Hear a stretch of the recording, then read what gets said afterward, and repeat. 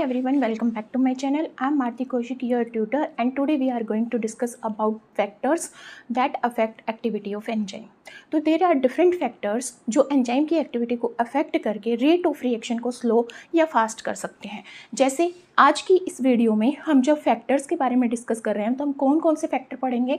हम पढ़ेंगे कि कंसंट्रेशन, एंजाइम की जो कंसंट्रेशन है वो रिएक्शन रेट को कैसे अफेक्ट करती है, हमारे सबस्ट्रेट की कंसंट्रेशन कैसे एंजाइम के एक्शन को अफेक्ट करके रेट ऑफ रिएक्शन को अफेक्ट करती है, और प्रोडक्ट की कंसंट्रेशन कैसे हमारे रेट ऑफ रिएक्शन को अफेक्ट करती है, टेम्परेचर, पीएच एंड हमारा जो मेटल आयन की प्रेजेंस है वो कैसे एंजाइम की एक्टिविटी को अफेक्ट करती है।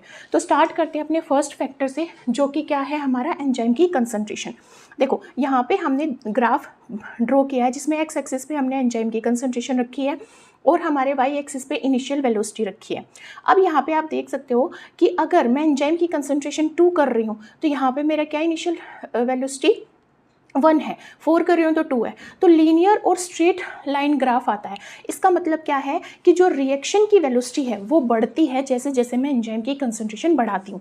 ऐसा क्यों होता है? क्योंकि अगर एंजाइम की कंसंट्रेशन ज़्यादा है तो एंजाइम से हमारा जो सबस्ट्रेट प्रेजेंट है सेल के अंदर वो उसकी एक्टिव साइट से जाके बाइंड हो जाएगा, और जितना भी एंजाइम प्रेजेंट है उसकी सारी एक्टिव साइट ऑक्यूपाई हो जाएंगी और वो एंजाइम सबस्ट्रेट को प्रोडक्ट में कन्वर्ट कर देगा, जिससे रिएक्शन रेट बढ़ जाएगा। ठीक है, तो यहाँ पे क्या होता है, व्हेन सबस्ट्रेट इन एक्सेस, अगर सबस्ट्रेट हमारा एक्सेस में है तो एंजाइम की कंसंट्रेशन बढ़ाने से रेट ऑफ रिएक्शन बढ़ेगा।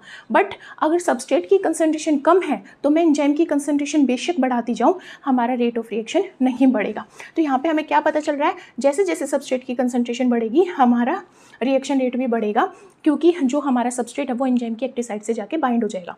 तो देखो इससे मेरे को क्या पता चलता है कि रिएक्शन वेलोसिटी डायरेक्टली प्रोपोर्शनल होती है एंजाइम कंसंट्रेशन के, only when substrate concentration is high in the cell.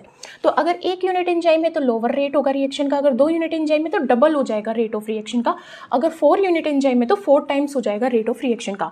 अगर सबस्ट्रेट्स की कंसंट्रेशन इज लिमिटिंग तो हमारा क्या होगा, जो एंजाइम की कंसंट्रेशन बढ़ाने से भी रिएक्शन रेट नहीं बढ़ेगा। सेकेंड फैक्टर होता है हमारा सबस्ट्रेट कंसंट्रेशन। सबस्ट्रेट की जो कंसंट्रेशन है, अगर वो सबस्ट्रेट की कंसंट्रेशन लो है, अगर लो है सबस्ट्रेट की कंसंट्रेशन तो क्या होता है, सबस्ट्रेट जाके ईजिली एंजाइम से बाइंड हो जाएगा, रिएक्शन रेट हमारा बढ़ना स्टार्ट हो जाएगा। रिएक्शन रेट बढ़ेगा और वो वी मैक्सिमम के हाफ तक आ जाएगा जब हमारी सबस्ट्रेट की कंसंट्रेशन किसके इक्वल होगी, Km के इक्वल होगी। और जब सबस्ट्रेट की कंसंट्रेशन Km के इक्वल होगी उसके बाद जो हमारी इनिशियल वेलोसिटी है वो स्लो डाउन हो जाती है, क्योंकि यहाँ पे कम सबस्ट्रेट प्रेजेंट है, सबस्ट्रेट तो प्रेजेंट है पर एंजाइम कम प्रेजेंट है। ठीक है, तो सबस्ट्रेट से एंजाइम बाइंड नहीं कर पाते। जैसे जैसे सबस्ट्रेट की कंसंट्रेशन बढ़ती जाती है वैसे वैसे एंजाइम की एक्टिव साइट ऑक्यूपाई होती जाती है, और एक पॉइंट आता है जिस पे हमारा जो रिएक्शन का रेट है वो मैक्सिमम हो जाता है, जिसको हम वी मैक्सिमम बोलते हैं। और इस रेट पे जो एंजाइम है वो सारे सेचुरेट हो जाते हैं। सेचुरेट होने का मतलब है कि एंजाइम की जितनी भी एक्टिव साइट प्रेजेंट थी वो सारी ऑक्यूपाई कर ली जाती है सबस्ट्रेट के थ्रू। फिर इस पॉइंट पे वी मैक्सिमम पे मैं कितनी भी सबस्ट्रेट की कंसंट्रेशन बढ़ा लूँ मेरा रेट ऑफ रिएक्शन नहीं बढ़ता है।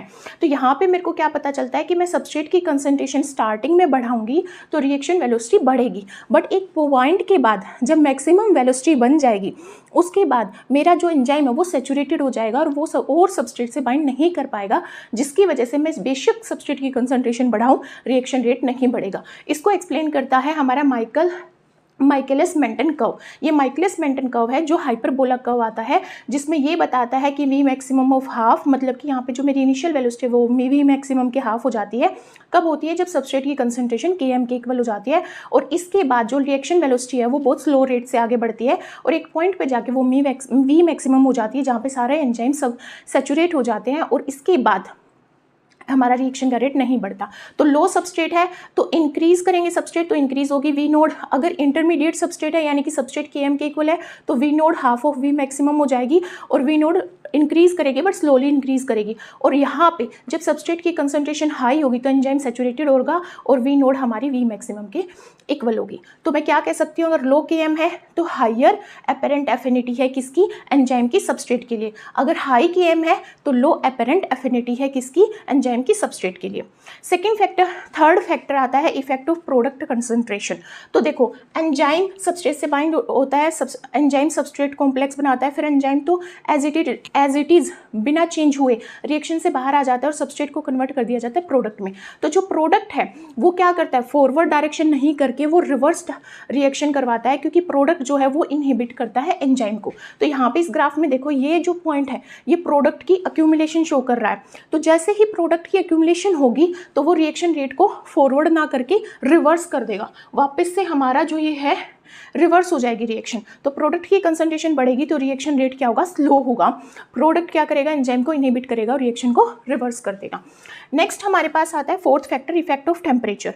देखो हमारा लो टेम्परेचर है तो हमारे एंजाइम का जो एक्शन है वो स्लो है। क्यों है, क्योंकि यहाँ पे इफेक्टिव कोलिजन भी स्लो है, एंजाइम की एक्टिविटी स्लो है, ठीक है। तो यहाँ पे हमारा रिएक्शन रेट भी स्लो होता है। बट जब ऑप्टिमम टेम्परेचर आता है, for example 42 degree Celsius temperature आता है, 37 डिग्री सेल्सियस टेम्परेचर आता है, जो हमारी बॉडी का टेम्परेचर होता है, उस पे एंजाइम क्या होता है, रिएक्टिव होता है और वो इजीली सबस्ट्रेट से बाइंड होकर उसको कन्वर्ट कर देता है प्रोडक्ट में। तो यहाँ पे एंजाइम की एक्टिविटी मैक्सिमम होगी, बट जैसे ही मैं टेम्परेचर बढ़ाऊंगी तो इफेक्टिव कोलिजन भी बढ़ जाएगा, एंजाइम की एक्टिविटी भी बढ़ जाएगी और एंजाइम जो कि प्रोटीन का बना हुआ है वो डीनेचर हो जाएगा, जिसकी वजह से एंजाइम की जो कन्फर्मेशन है वो चेंज हो जाएगी और वो सबस्ट्रेट से बाइंड नहीं कर पाएगा, क्योंकि एंजाइम की एक्टिव साइट यहाँ पे चेंज हो सकती है क्या करने से, टेम्परेचर को हाई करने से। तो यहाँ पे भी क्या होगी, एंजाइम की एक्टिविटी लो होगी, यहाँ पे भी एंजाइम की एक्टिविटी लो होगी, जिसकी वजह से रिएक्शन रेट इन दोनों पॉइंट पे लो होगा और रिएक्शन रेट सबसे हाई होगा ऑप्टिमम पीएच पे, टेम्परेचर पे, जिसकी वजह से ये बेल शेप का कर्व आता है। सिमिलरली जब मैं पीएच की बात करती हूँ तब भी हमारा बेल शेप का कर्व आता है।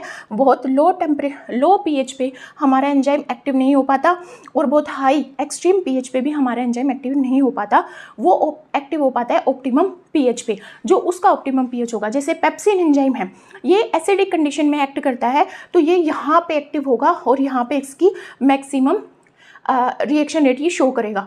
एमाइलेज की बात करूँ तो 6.5 to 7, यानी कि यहाँ पे ये मैक्सिमम रिएक्शन रेट शो करेगा। ट्रिप्सिन की बात करूँ तो ये 8 pH पे एक्ट करता है, जो कि यहाँ पे मैक्सिमम हमारा रिएक्शन रेट शो करेगा। तो हमारे जो एंजाइम्स हैं वो एवरेज अगर मैं देखूं तो वो ऑप्टिमम पीएच हमारा 4 to 10 के बीच में ही अपनी रिएक्शन रेट को शो करते हैं, मतलब यहाँ पे ही उनकी मैक्सिमम रिएक्शन रेट रहता है, यहाँ पे ही वो मैक्सिममली एक्टिव होते हैं, ठीक है। लो और हाई पीएच पे वो कम एक्टिव होते हैं। क्यों, क्योंकि हमारा जो पीएच है वो उनके आयनिक इंटरेक्शन को अफेक्ट कर सकता है, हाइड्रोजन बॉन्डिंग को अफेक्ट कर सकता है, प्रोटीन के स्ट्रक्चर को अफेक्ट कर सकता है, एक्टिव साइट को चेंज करके सबस्ट्रेट की बाइंडिंग को इनहिबिट कर सकता है और कैटालिटिक एक्टिविटी को चेंज कर सकता है पीएच। इसलिए एंजाइम ऑप्टिमम पीएच पे ही काम करते हैं, जिसकी वजह से जो हमारा ग्राफ है वो कैसा आता है, बेल शेप्ड आता है। अब लास्ट फैक्टर बच गया इफेक्ट ऑफ मेटल आयंस। देखो मेटल्स आयंस को फैक्टर की तरह भी एक्ट करती है, जो एपो एंजाइम यानी कि प्रोटीन पार्ट ऑफ एंजाइम से बाइंड होकर उसको होलो एंजाइम यानी कि एक्टिव फॉर्म में कन्वर्ट कर देती है, जिसकी वजह से एंजाइम एक्टिविटी शो कर पाता है। तो अगर कोई को फैक्टर नहीं है तो एंजाइम 25% ही एक्टिव होगा, ठीक है। को फैक्टर क्या हो सकते हैं, NAD पॉजिटिव भी को फैक्टर हो सकता है, मैग्नीशियम आयन, जिंक आयन, हमारा जिंक आयन जैसे कार्बोनिक अनहाइड्रेज में जिंक आयन हमारा को फैक्टर का काम कर सकता है, ठीक है। फिर कुछ मेटल्स होती हैं, अगर वो प्रेजेंट होती हैं तो वो एंजाइम की एक्टिविटी को रेगुलेट करती है और उसके फंक्शन को 100% कर देते हैं, जिसकी वजह से रिएक्शन रेट भी बढ़ जाता है। तो कुछ मेटल आयंस की बात करूँ जैसे magnesium, zinc, iron, Fe3 positive, copper 2 positive या मैंगनीज, ये क्या करेंगी, ये एपो एंजाइम से बाइंड करके उसको होलो एंजाइम में कन्वर्ट कर देंगे और होलो एंजाइम एक्टिव होकर अपना रिएक्शन रेट शो करेगा। कुछ हमारी मेटल आयंस होते हैं इनहिबिटरी मेटल आयंस, जो एक्सेस में प्रेजेंट होती है तो एंजाइम की कन्फर्मेशन या एक्टिव साइट से बाइंड होके या एलोस्टेरिक इनहिबिशन शो करती है या नॉन कम्पिटिटिव इनहिबिशन शो करती है एलोस्टेरिक साइट से बाइंड करके, जिसकी वजह से कन्फर्मेशन चेंज हो जाती है एंजाइम की और एक्टिव साइट चेंज हो जाती है। एक्टिव साइट चेंज होने की वजह से सबस्ट्रेट उससे बाइंड नहीं हो पाता और एंजाइम इनहिबिट हो जाता है। तो एंजाइम को इनहिबिट करने वाली कुछ मेटल्स हैं जैसे कि मरकरी, लेड एंड सिल्वर, ये क्या करती हैं, इनहिबिशन का काम करती है और एंजाइम की एक्टिविटी को अफेक्ट करती हैं। तो यहाँ पे एंजाइम की एक्टिविटी क्या होगी, 55%। तो ये थे different factors. I hope these are clear to you. अब इस वीडियो लेक्चर के थ्रू हमारा सारा जो एंजाइम का चैप्टर है वो ख़त्म होता है। मिलते हैं नेक्स्ट वीडियो में।